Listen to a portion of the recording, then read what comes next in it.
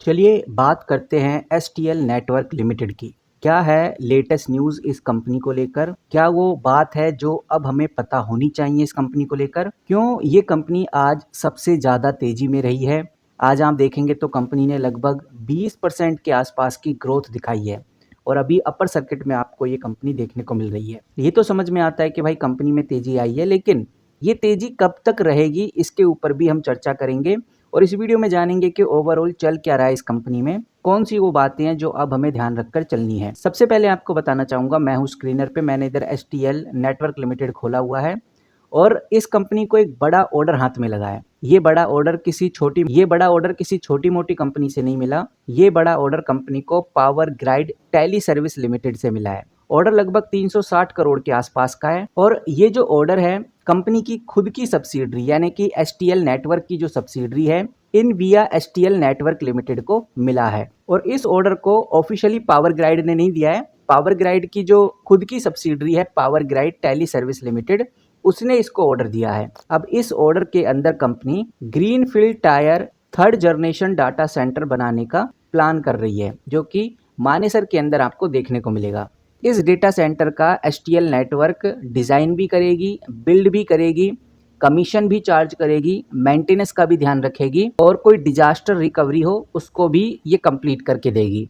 वहीं गाइस कुछ लोग ये बात नहीं जानते होंगे, मैं आपको याद दिलाना चाहूँगा कि एसटीएल नेटवर्क लिमिटेड कंपनी अब इंडिपेंडेंट एंटिटी बन गई है। पहले सैटेलाइट टेक्नोलॉजी के साथ ही काम करती थी, लेकिन अब सैटेलाइट टेक्नोलॉजी से डीमर्ज हो गई है और ये डीमर्ज अप्रैल 2025 में हुआ था। और ये एसटीएल नेटवर्क कंपनी का फुल फोकस है डिजिटल इंफ्रास्ट्रक्चर में, डाटा सेंटर में, टेलीकॉम सर्विसेज के ऊपर।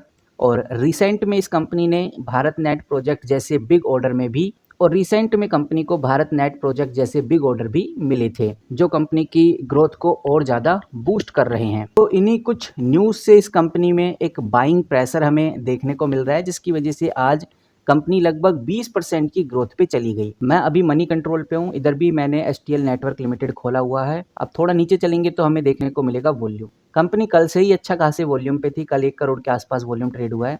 आज ये वॉल्यूम सीधा 2 करोड़ तक चला गया है। तो वॉल्यूम से आइडिया लग रहा है कि इन्वेस्टर्स इंटरेस्टेड हैं इस कंपनी को लेकर।